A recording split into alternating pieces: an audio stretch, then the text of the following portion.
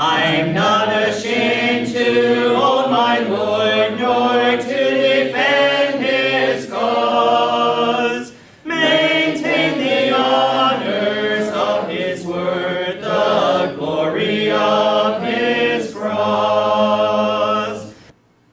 Hello, I am James Brown, and on behalf of the Eastern Church of Christ located in Toronto, Canada, I'd like to welcome you to Wednesday's edition of Walking Through the Bible, a podcast where we seek to study the Bible and the Bible alone. Please stick around afterwards for information on how you can contact us. But for now, if you have a Bible with you, please turn to the book of Genesis, and we'll turn you over to Jeremy Dieselkamp for our study of the day. Thank you, James, and welcome to all of our viewers. This is the 86th lesson in our study of Genesis.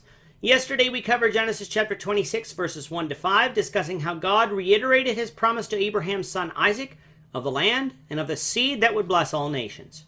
If you missed that episode and would like to watch it, you can find it and all of our other podcasts on our website at www.eastendchurch.org.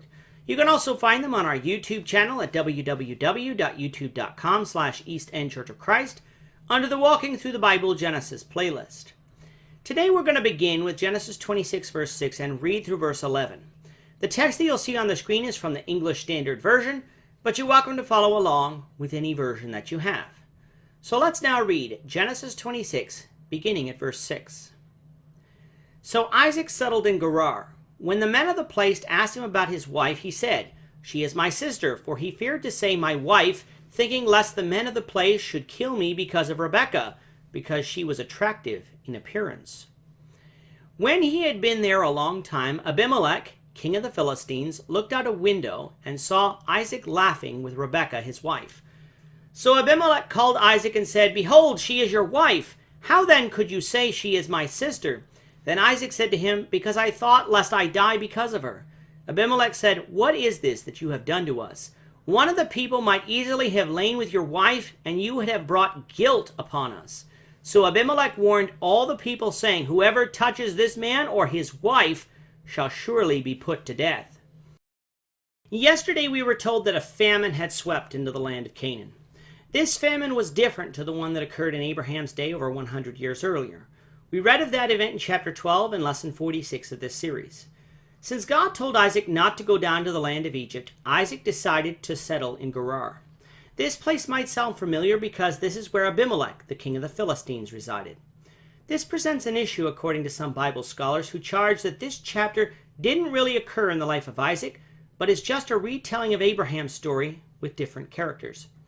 However, looking closely at this story, we will discover that this just simply cannot be the case. Just so we get our minds in the proper time period, about 80 to 90 years have passed between chapter 20 and 26, so the Abimelech we meet here is almost certainly not the same man Abraham met, with Abimelech quite possibly being his kingly title rather than his true name. And while it is true that these stories sound similar, they aren't exactly the same. First of all, the chapter begins by telling us that the famine was different than that of Abraham. It's almost as if God knew there would be people in the future who would question the authenticity of this story, and so he made sure that the stories were expressly differentiated from one another. Next, in chapter 20, there was no famine when Abraham met Abimelech, yet here in chapter 26, there was. In chapter 20, Abraham said that Sarah was his sister, which was a half-truth because they had the same father. In chapter 26, though, when Isaac said that Rebekah was his sister, that was an out-and-out lie, bearing no resemblance to the truth because Rebekah was in fact his first cousin once removed. Now, some might say that what he meant was that Rebekah was his relative, and even if you grant Isaac that, he was still required to also say that she was his wife as well. Another key difference between chapter 20 and 26 is how Abimelech found out. In chapter 20, Abimelech found out from God in a dream, while in chapter 26, Abimelech caught Isaac and Rebekah behaving in a way that would only be proper of husband and wife. Yes, there are some similarities in that both times Abimelech reproved the patriarch for deception and for the possibility of bringing sin upon the people. And in both times, the patriarchs were protected by Abimelech despite their deception. But this charge of them being the same story is false. Even today, we have a saying which goes, like father, like son. If our conclusions are true, then Isaac was the one who wrote the records that contained what we call Genesis 20. Why is it so hard then to believe that Isaac, even though we might say that he should have known better, would do the same thing? It does go to show us, however, if you don't want to believe in the Bible, you'll find something, even something as nonsensical as this, to base your disbelief on. It really proves that what 1 Corinthians 1:18 says is true. The preaching of the cross is foolishness to unbelievers, but to those who believe, it is the power of God. The Bible will always sound like a bunch of myths to people who won't believe, but to those who will, it simply proves God's wondrous plan of salvation. With that, our time is up for today. Please join us, the Lord willing, tomorrow when we will continue our study of Genesis, beginning with Genesis 26, verse 12. Thank you, Jeremy. And to our viewers, we also thank you for watching. Don't forget to subscribe to our YouTube channel by clicking on the subscribe button below.